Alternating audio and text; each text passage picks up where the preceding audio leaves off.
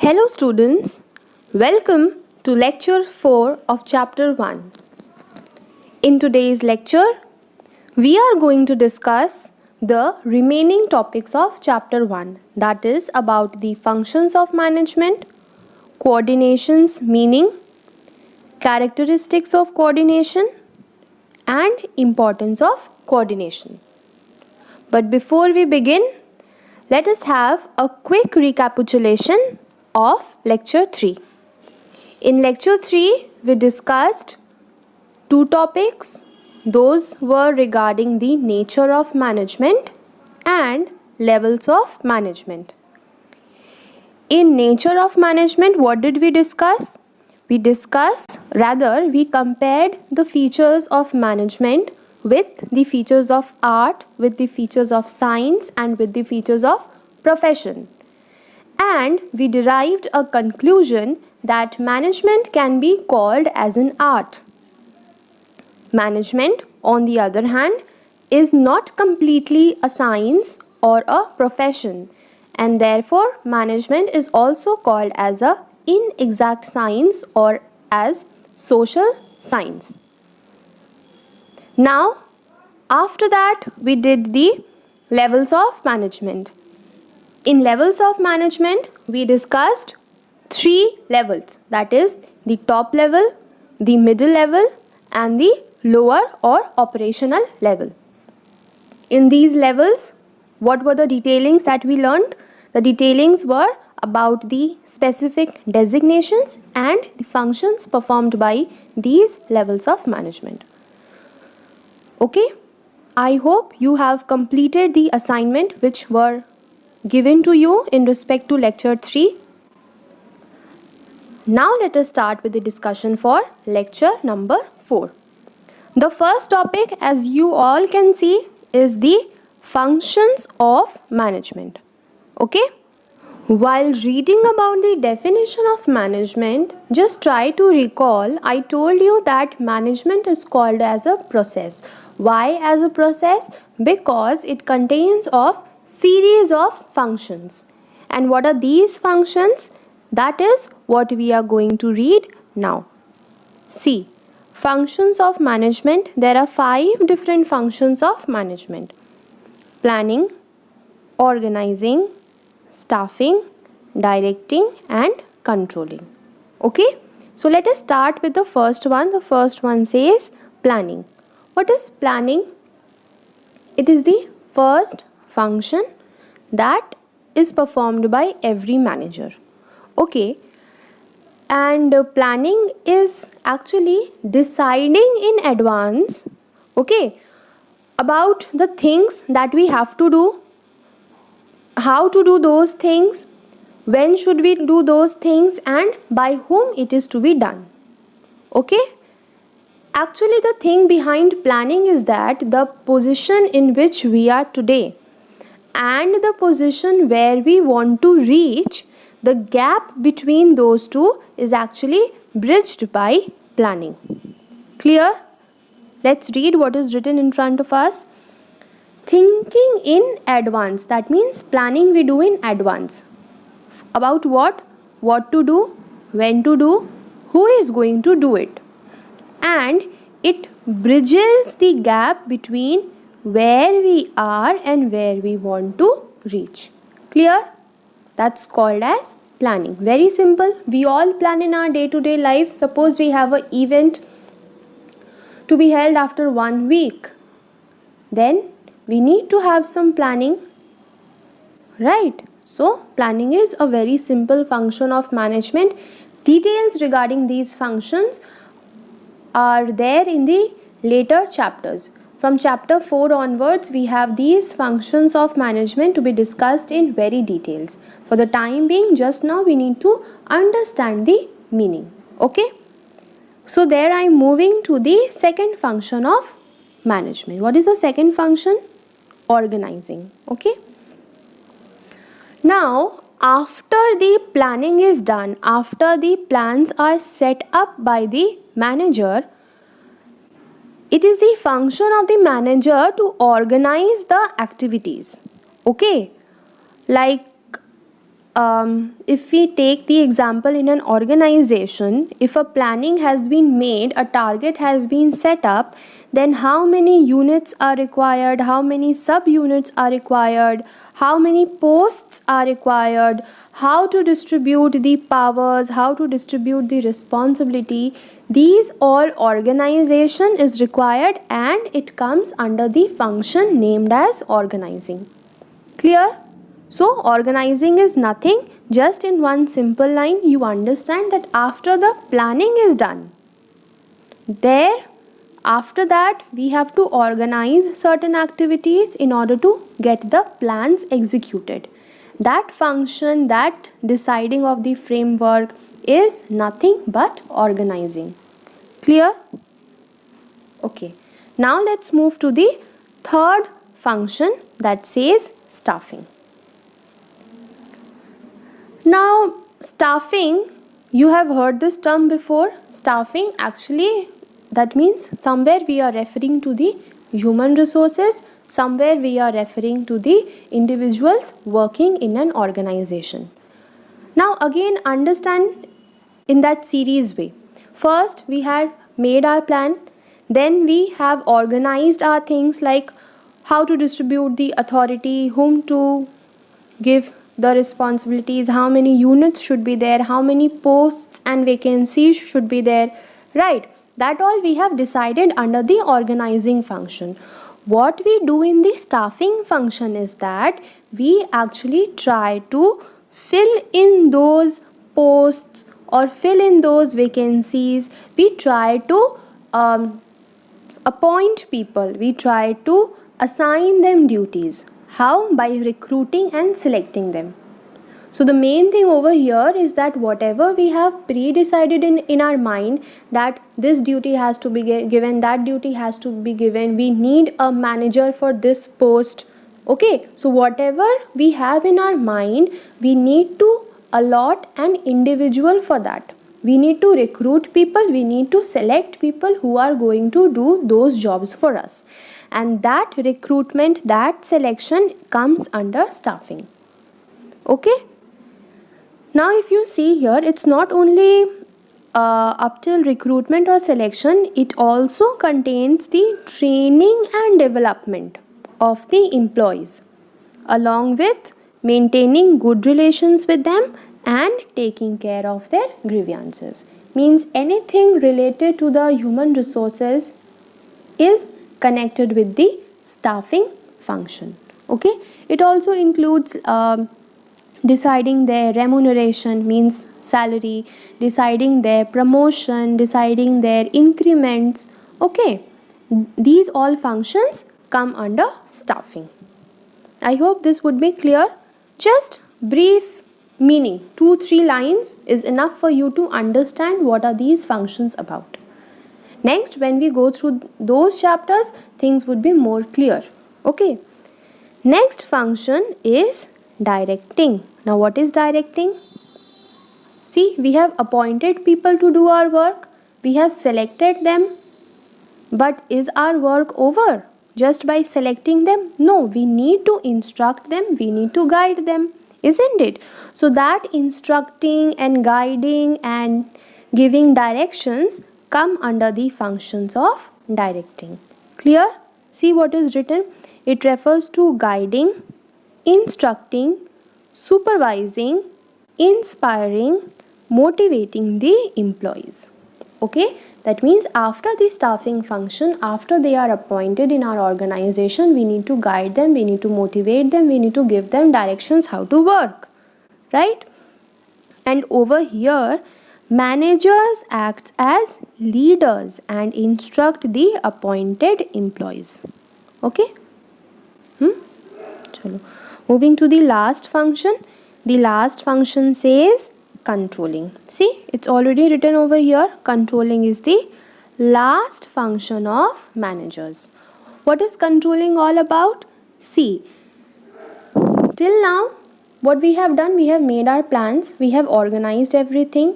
According to that, we have recruited people and we have given them directions. Correct? Now what happens is that we need to compare Compare what? Compare the actual performance that is happening in my organization with my planned performance. Okay. Suppose I have a planning to get 100 units manufactured in a month. Okay, that is my planned performance. I have planned this.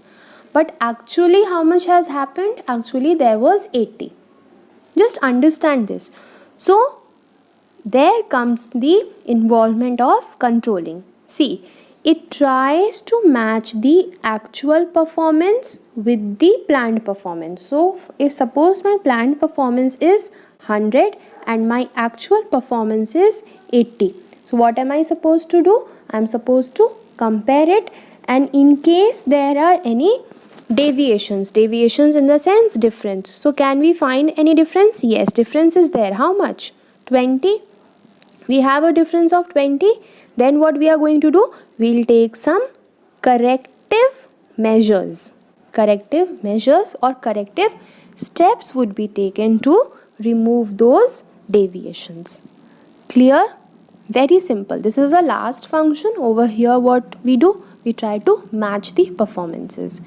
And if there are no matches, if there are no differences, then well and good. But in case there are differences, then what is the work of the manager? The manager will suggest certain ways of how to come out of those differences. Clear? And get back to the original part. Pretty simple. So these were the 5 important functions of management which all managers, irrespective of whether he is working, has to perform. Right? This is very simple. I hope the brief introduction of these functions would be clear to you. Now let's move to the next topic. Next topic says coordination, that is the essence of management. Now what is this coordination? Why is it called the essence of management? Listen, apart from those 5 functions that we have discussed just now, there is one more important function, okay, which every manager more or less has to perform. And what is that function called as? That function is called as coordination. It is not only a function, but it is just the essence of management. Essence of management means without it, the management is something incomplete. Okay. It is the primary function of every manager, because there are so many functions going on together, so many departments working simultaneously. So how to integrate their activities, how to maintain a relation between them, that is actually done through the process of coordination. Understood? Now you can see a picture here. See, this picture is very well enough to explain what I just wanted to say. See, coordination is in between. Then you have planning, you have organizing, you have staffing, you have directing, you have controlling, and at the core stands coordination, because that is the unity of action. This is the main soul which integrates the different activities in the organization. Understood? Okay. Now let's read the meaning of coordination. See, coordination is the force which synchronizes all the functions of management and activities of different departments. Okay? So this is what I explained you. Coordination is the main unit point, main force, main soul which synchronizes the different functions of management as well as the activities that are being conducted in the different departments of the organization. Simple? Okay.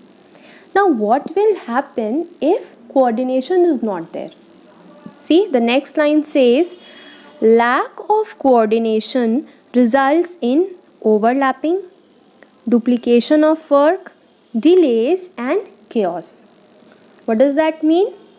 It means that in case the function of coordination is not being followed by the manager, then what will happen? Overlapping. Overlapping means one work gets dependent, overly dependent on some other's work. Duplication.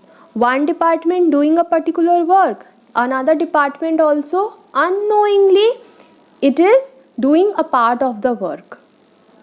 Right? Next one, or let me explain duplication with the help of an example. The function of sales department, suppose for X Limited, is that it has to sell its product only. Okay. The next department is suppose the marketing department. The marketing department has the function of market the products that are being manufactured in the organization. Simple. Now it may happen that the sales department unknowingly is marketing its product. It is even selling it, at the same time it is marketing it also. Not on a big scale, but even on a small scale, if it is doing unknowingly, that is not the work to be done by the sales department. Total marketing function has to be done by the marketing department. But as because there is no integration between different departments, there is no integration between the organization, what happens is that there starts duplication of work. One department unknowingly doing some work of the other department, which it is not supposed to do. Correct? Next one I told you was delays and chaos. There will be delays like there has not been made enough production. So if the production is not done by the production department, how will the sales department sell it? So there will be delays in the organization. Okay. And there will be chaos. Chaos, one person or one department blaming the other department because of its inefficiency is not able to complete the work. All kinds of creation, confusion and chaos will be there in the organization if the function of coordination is not followed. So coordination is very important. See, it is concerned with the 3 levels of management. As if all the 3 levels of management are looked together, they become a group. And as in case of every group, they also require coordination among themselves. So it's not that only the different departments, but also between the different levels of management also coordination is required. So, it is not a separate function of management, rather it is the essence of management. Okay. By this time we must have understood that how important or how necessary the coordination is for the organization. Without coordination there can be lots of confusion, delays, overlapping in the work. Okay. Now let's move to the next topic, that as you all can see is the characteristics of coordination. What is the first point saying? The first point says coordination integrates group efforts. What does that mean? See, we all know management is a group activity, isn't it? So as because it is a group activity, there has to be coordination there. You are understanding? As because it is a group activity, many people are involved there, so coordination should be there. Had it been a single individual oriented work, then there would not have been so much necessity of coordination. Okay, but as because so many people are involved here, so coordination is required.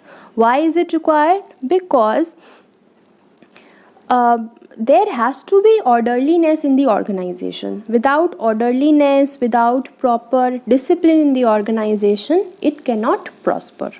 Okay, let's see what's written here. Integrates the group efforts. What does that mean? It means that it integrates the diverse business activities into purposeful group activity, ensuring that all people work in one direction to achieve the organizational goals. Understood? It means that as management is a group activity, so many different people from different background, they all come to work here. So their efforts should be directed in one common direction. They all should work towards achieving of one proper goal. And what is that goal? The organizational objective. And who can coordinate their work? Their work can be coordinated by the managers using the function of management. Clear? Now let's move to the second point. The second point says coordination ensures unity of action. Now what is unity of action? See, again the same point in reference to the first point, means the meaning is more or less same. See, coordination emphasizes on unifying the efforts of the different individuals working. Unifying the efforts means the different efforts, they are united, they are put together. Okay? And once they are put together, the achievements of the common goals becomes easy. As well as, remember we discussed that while fulfilling the organizational objective, the individual objectives also gets fulfilled of the employees. Okay? So the same will happen over here. Okay? And it will create balances in the different departments. Let's see what's written. It directs the activities of different departments, okay, towards the achievement of common goal. That is, different departments working towards achieving the common goals. More or less similar with the first point. And what will happen as a result? Unity in individual efforts. And whatever work is done or whatever effort is put together by the different individuals, they will bring unity. Clear? See in the last line, it creates a balance in all the departments. This we have already discussed, that the main function of coordination is to bring balance, is to bring unity, is to integrate the activities of different departments. Clear? So the points are more or less similar. Next, see point number 3, coordination is a continuous process. Why is it a continuous process? Because they have to continuously maintain integration among the various departments or among the various activities going on in the organization. It's not that once there is a coordination, next time no coordination. So that way it does not work. It's a non-ending activity. All the time throughout the life of the organization, this coordination function has to be carried on, and that is why it is a continuous process. Okay? Why? Because one more reason, that if coordination is not followed, then what will happen? Same. Creation of chaos, creation of confusion, overlapping may happen. Okay? Next function can be seen, coordination is all pervasive. All pervasive, we have understood this meaning. What is pervasive? That is, it is universal in nature. It has to be applied everywhere. It is required at all the levels of management. Okay? Because, now you can ask, ma'am, why is it required? It is required because there is interdependence among the organizations, among the different departments. You cannot say one department is completely independent and it does not need the help of the other, it does not require anything from the other department. No, it does not happen that way. All the departments are somewhere interdependent on each other. Okay, and that is why there has to be the applicability of the function of coordination. Okay. Next point, coordination is the responsibility of all the managers. Why is it the responsibilities? Same point. It is a responsibility of the manager to ensure coordination so that there is no chaos, there is no confusion, there is no overlapping, there is no duplication of the work. Moreover, there is harmony, there is peace in the organization. Okay, let's see. It is equally important at all the three top, middle and lower levels of management. Thus, it is the responsibility of the managers that they make efforts to establish coordination. Next one, coordination is a deliberate function. Now, what is the meaning of deliberate function? Deliberate function means, see, every manager, he has to coordinate the activities going on between the different departments, isn't it? Now, without coordination, how can he integrate the activities? There is no choice. So, coordination is never established by itself. Rather, it is a conscious effort, means the manager consciously tries to perform this, because without the function of coordination, he cannot operate the organization, he cannot manage the organization. Okay, so there is a deliberately, intentionally the manager does so. Why? Because while coordinating or while managing the different departments, the different activities, he needs to have peace, he needs to have harmony among them. So, how can he achieve it? He can achieve it if he performs the function of coordination. Okay. So, that was it about the characteristics of management. You may think that all the points are interrelated. Yes, the points are interrelated, but still they have different headings. So I would suggest you learn the headings properly, okay? And while writing the answers, meaning can be more or less same, but make sure you put the headings properly. Like these headings should be proper. Integrates, group efforts, unity of action, continuous process, pervasive, responsibility of all the managers. Okay, heading should be proper, and meaning more or less it can be interrelated, because the topic is only coordination. So again there comes a interrelation between the points also. Moving forward, we reach the last topic, not the last topic for today's lecture, but this is the last topic of the chapter also. And the topic is importance of coordination. Why is coordination so much required in our organization or in any organization? More or less we have got an idea about the meaning of coordination and what are the features of coordination. Let's quickly look into the first point. What is the first point saying? Growth in size. Growth in size, what does that mean? See, growth in size means that as the size of any organization increases, what will increase? More number of peoples will be employed. Each individual will be appointed more responsibility. More departments will be there, isn't it? So, as there is a growth in size, the need of coordination will also increase.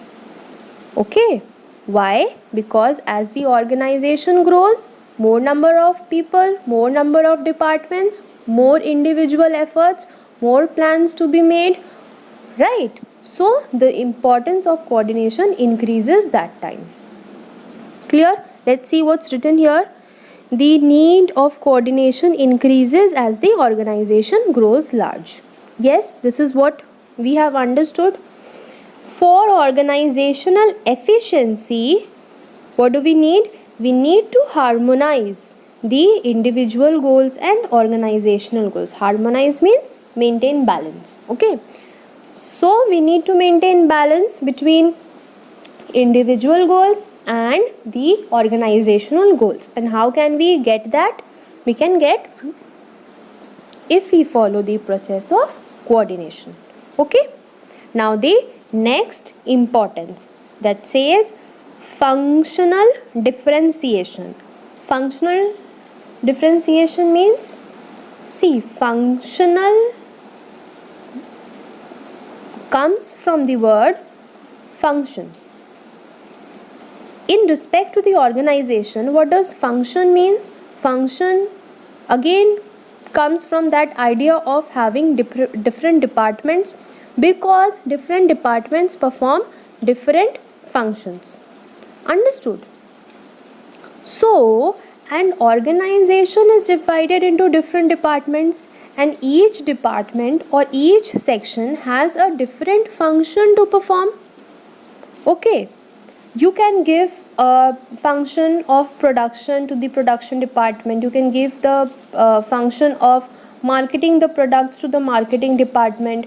You can give the function of arranging finance to the finance department. See, while assigning the work, while assigning the functions, we mention production department, only production; sales department, sales; marketing department, the work of marketing.